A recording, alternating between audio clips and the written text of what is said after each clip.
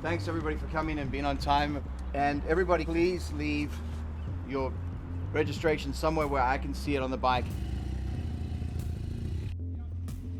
So today we're gonna load, because I got small bikes and big bikes. You'll see your bikes in South Africa on the 11th of September.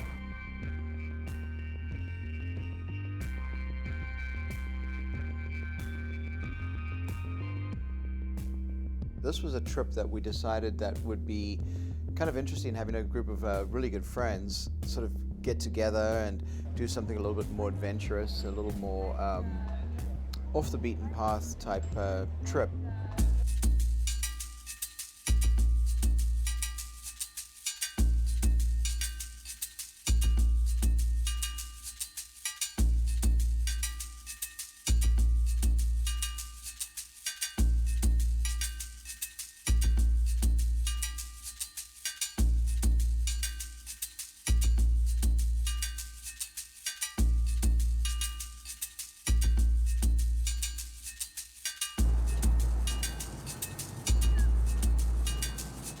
Combined 4 countries, 12,000 kilometers, and sort of put it together over a month's period.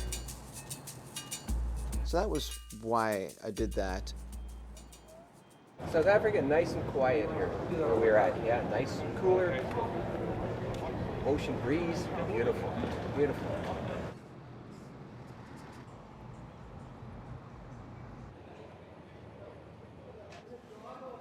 Where we had breakfast here at Cafe Villaggio, we arranged to take the bikes out and then stage them all the way around the breakfast areas. No bike to ride while they were shipped, so a little nervous to start out, but it'll be fine. Cleaning this windshield, see everything beautiful all day. Never ever expected it to grow to the size it did. I mean, it grew exponentially. Ladies and gentlemen, when we finish talking here, we're going to walk to our bikes, we're going to put our jackets on, we're going to put our helmets on, and we're leaving. Daryl and Michelle, some friends of mine. Daryl took half the group, the more experienced riders, and I took the lesser experienced riders. So we split the group into 2, and then Michelle had the chase vehicle at the back, which was the rapid response vehicle. The diversity was wonderful, and varied groups of riding skills. Well organized. Here we go.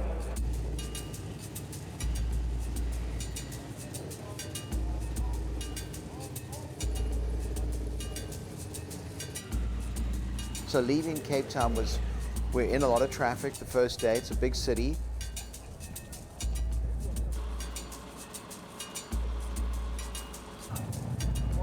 When you're driving in Africa, you need to be aware of certain things. Where you ride a motorcycle here and the other motorcycle is over here, gives you a clear field of vision straight ahead of you. Each person has a field of vision. If you're riding behind each other, it does 2 things. One, you end up with 2.5 kilometers of motorcycles, and it just doesn't work in a city that size with the traffic lights. So we stagger the bikes, so we generally will not get lost. I did find myself a few times going to the wrong side of the road until I saw a car coming, and then I went, oh my God, he's on the wrong side of the road. And then, of course, I would remember. But 2 or 3 seconds of sheer terror every time. Aim that morning was to get to do the Peninsula Tour. The Peninsula Tour is 160 kilometers. Absolutely stunning part of the Peninsula Tour, but we couldn't do Chapman's Peak, so we had to go up through another area called Au Cap Sauvage, which is also gorgeous, but not quite like Chapman's Peak. Design our trips. If it's a 300 kilometer day, 120 kilometers with a lunch stop and fuel, you're looking at maybe 4.5 hour day.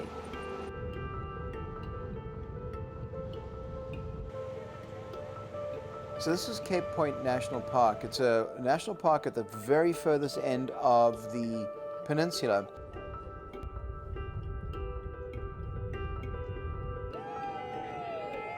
Very furthest tip is the Cape of Good Hope National Park. Most people think is where the 2 oceans meet. The 2 oceans actually meet 200 kilometers further east in a place called Cape Agulhas. It's very spectacular scenery there. The scenery over the 700-kilometer day changed dramatically from city to old forest to sparse vegetation up through the Karoo, which is somewhat arid, working our way up from the Karoo Desert, which we'll start seeing on either side, and into the Namaqualand. Unfortunately, when we went through Namaqualand, the rains had come early that year and we didn't see the flowers. The flowers usually only come out for a very, very short time, and they spread all over the desert, and it's absolutely gorgeous. You got the colors, the blues and the reds and the purples everywhere, and these little tiny daisies, the Namaqualand daisies. That's the beauty of an expedition. Everything is new, everything is different, and everything's a challenge. I designed this with a bit of challenge in mind. This is the first trip in Africa on a motorcycle, and it was absolutely fantastic. Better than that.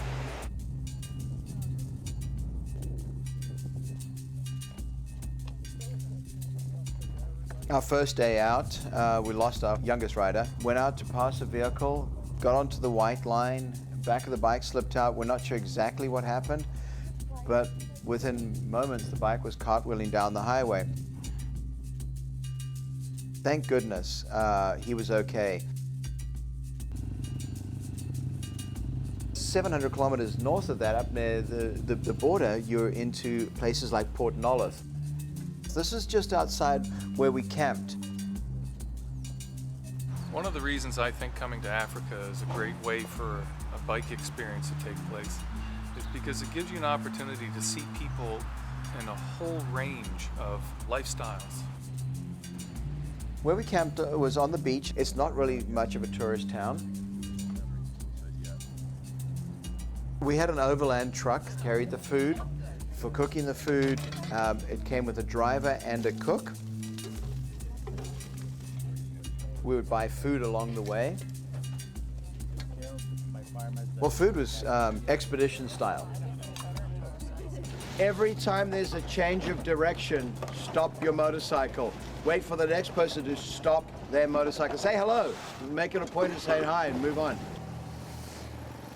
Port Nolloth, old fishing town, some diamond discovery there, all different ethnic. Then you have the people, call them the Cape Coloreds, which is a mixture of, over the descent and mulatto, we use that word over here, which is a mixture of black and white. Colorful people, got a language of their own. Where to go? The star goes Sputnik inside the garden. You're afraid, man. The moon can't have the sorrow. Who walk in the dark. America can't walk the back. We were able to capture some people cooking on a 44-gallon drum on coals, and they're making this bread. And they make this bread, the dough, and they put the dough on top of the fire and it rises, and they stuff it with sausage, a local sausage called boerewors. Boer is farmer, wors is sausage. So it's a farm sausage, and it's the spices that make it wonderful.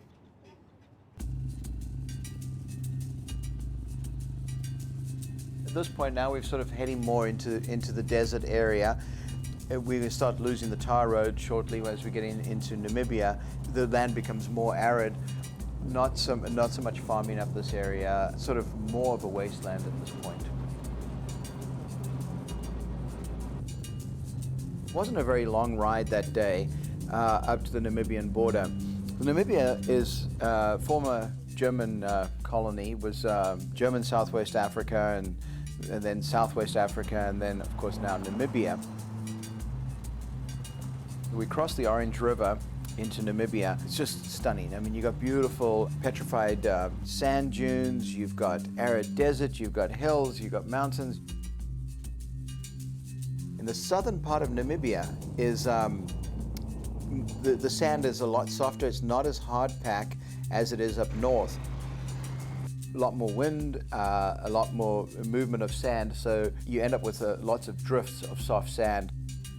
Riding there was fantastic. I have this little diary. I would keep notes of the day's events, and I kept writing a beautiful journey today, an exceptional journey. It's like I was using the same words over and over again because it was so fantastic. Really had a great time. The Fish River Canyon is a southern part of Namibia. It's a 5-day hike where people hike down and then hike along the canyon. A few years ago, a funny thing happened. There's a couple of trees that sort of grow out over the canyon. The canyon sort of drops off like this, and there's a tree growing out like this, but further down. Somebody was out there with his binoculars and dropped his binoculars, and it landed in this tree, and it was hanging from this tree. Chain out from one of the vehicles that we had, and the cabling and that. But then once we had it all set up, none of us were brave enough to actually scoot down there and go get the binoculars. So we left them there. Then we went to Koolmanskop, ghost town, where it was an old diamond mining town. One of the first diamonds were found there. The person that found the diamond went to surveyors and said, "What is this?" And he said, "Oh, it's a diamond." And all of a sudden the diamond rush hit. They built this elaborate town in the middle of nowhere. There's no fresh water. There's nothing there. They built a train, narrow gauge railroad from Windhoek to Koolmanskop, and built this really amazing town. They actually built a railroad system around the houses where they used to take ice to all these people's houses every weekend. The town didn't last very long and actually dissolved fairly quickly when they found a bigger vein of diamonds further up, and they closed this town down. The town has now been reclaimed by these big giant sand dunes. Stunning, stunning photographs. We spent a day exploring this town, which is really, really, really unique. This trip to Southern Africa, bringing the motorcycle was a dream trip for me. We get up to Swakopmund, which was actually a phenomenal ride. We stand in these A-frame bungalows. So the first time we actually have a bathroom pretty much en suite. We have 4 people per room, we have 2 bedrooms, 1 bathroom in a house, which is quite nice. Everybody seemed to like that. It was a nice break. And Swakopmund is a stunning little town. It's an old Germanic seaside town, beautiful old German architecture and history, incredible coffee and pastry shops and internet computer and lovely ocean, multitude of activities that you can do in Swakopmund. A lot of people went out there. There was sandboarding, there's tours into the desert. Very Germanic town, like I said. The main street, only up until a few years ago, was called Kaiser Wilhelm Boulevard. Of course, now it's called San Menyomo. German is spoken widely throughout. They have German newspapers, English newspapers, Afrikaans newspapers. It's a tourist town. People that live in Namibia, live all over Namibia, come to Swakopmund over school holidays. So August is full of Namibians. On most of their advertising brochures, it's where the desert meets the ocean. It's a little oasis. Traditional meal, it's fish, antelope, mapani worms, locusts, caterpillars, mapani worms, and flying ants. In this flying ants, when the rainy season, the flying ants come and they capture those, and you fry them, and they're actually quite delicious. But very high in protein. Most parts of Africa, a big difference between the low income, borderline, quite often no income, to the rich, and there's very little middle class in this part of. But again, the guys are sort of sitting out there having a good time. The kids are always happy. But one of the things that you will notice in Africa, which we don't have here, is people are happy. They don't need what we need here. They don't need the 2 BMWs in the driveway. They don't need a 2,500 square foot house or a 5,000 square foot house and 3 holidays a year and a computer in every room. They want a roof over their head. They want their kids to be healthy. They want what we want, but they don't need what we think we want. Schools are government schools for the most part, all school uniforms, so you can tell the schools apart. Fairly strict, your shoes need to be polished, your clothes need to be cleaned, your hair needs to be cut. When I walk into a school, all the boys generally stop and stand up and say good afternoon, and if they're wearing a hat, they take their hats off and greet you. Very old-fashioned, something I don't see so much anymore. something that's a dying thing, but yet it's alive and well in Africa. So leaving out of Swakopmund, we head north up the Salt Road, which is really a unique road. One side is ocean and beach, and the other side is desert. So you're riding up there. North of Swakopmund, the roads tend to get a little harder, gravel pack. Continued up just beyond Henty's Bay, with some really unique little buildings on the side there, and fishing town. So on the way up the Salt Road, we, depending on which way the wind is blowing, whether the temperature could be anything between 15 degrees and 40 degrees. If the wind is coming off the desert, it's going to be warm. If it's coming off the ocean, it's going to be cold.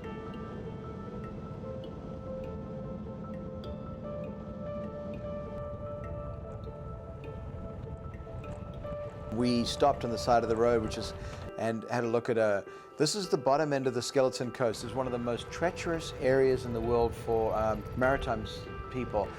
A lot of undertow with the Benguela trades, a lot of rocks, and a lot of ships had crashed there. Over the years, many ships have been lost there.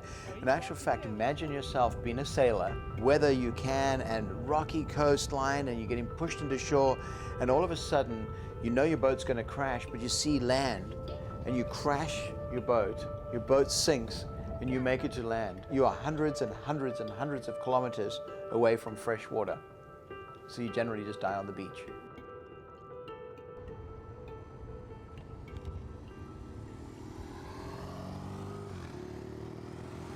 After the Salt Road, we were back on the soft sand again, and then the soft sand turned into hard pack, and it was a great ride that day. It was just a phenomenal ride, and beautiful roads up and down, very sparsely populated with people.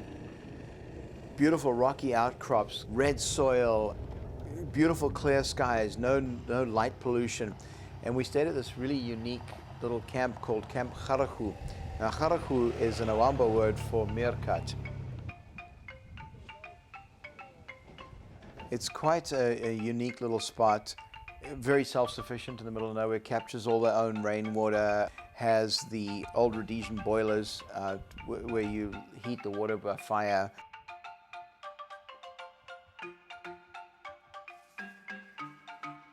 So we stayed there for a couple of nights and went to 6,000-year-old rock paintings and rock etchings, which was quite unique.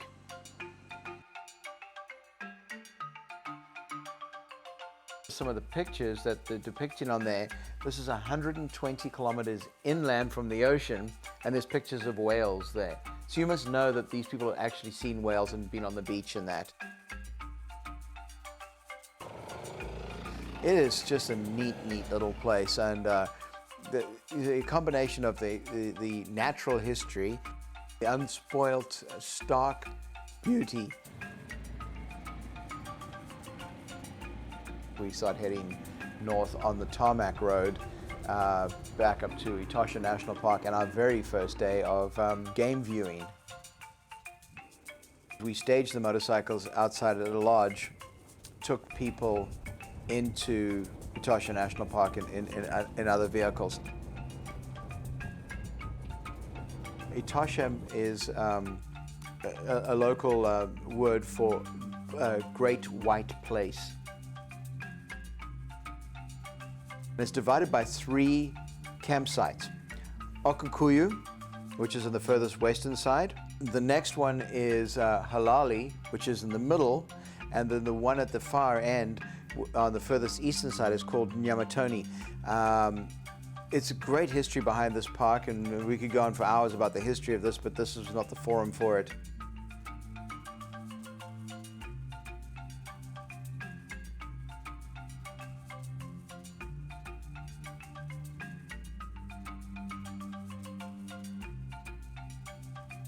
Got some amazing wildlife, elephant, lion, leopard, rhino.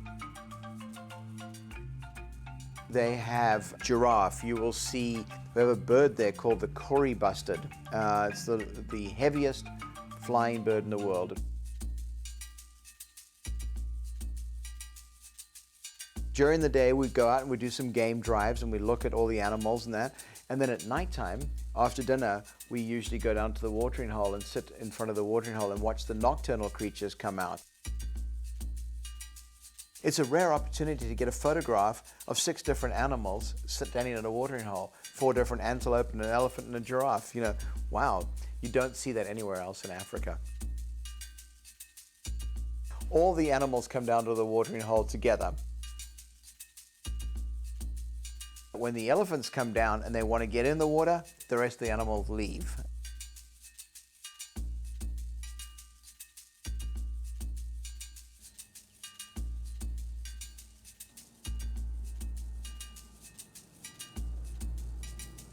We had just finished in Etosha National Park and we're making our way up to an area called Rundu, which is the sort of the beginning part of the Caprivi area, which is bordering Angola to the north, Botswana to the southeast, Zambia to the northeast, and then Zimbabwe due east. This is quite a pleasant place to be because you've now got the vegetation all changes. We've gone from the stark beauty into more of an area where there's lots of trees and green grass, and this is more of the area where you'll see also more wildlife, but also heavier rainfall. We're onto the tar roads now, and you could tell that the vegetation is changing from desert almost to scrubland is what we're going to be going through for the first while until we get to east into the Caprivi Strip, which is a unique little stretch of land.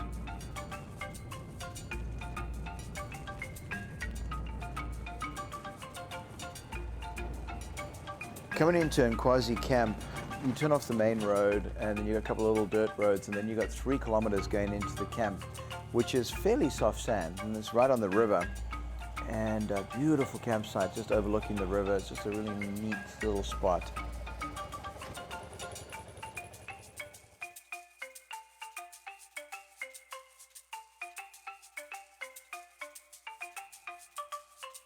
This is the Caprivi people. These people live in this traditional village. Of course, there's no running water. They wash in the river. They use the river for ablutions. They use the river for washing their clothes.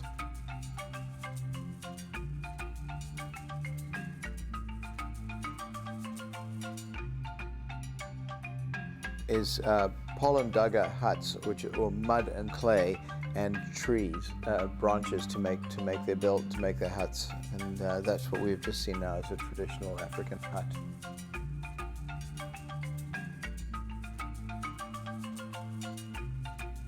The gentleman there is making is called a nobkiri. Nobkiri is basically what the night watchman use. It's almost like a baton.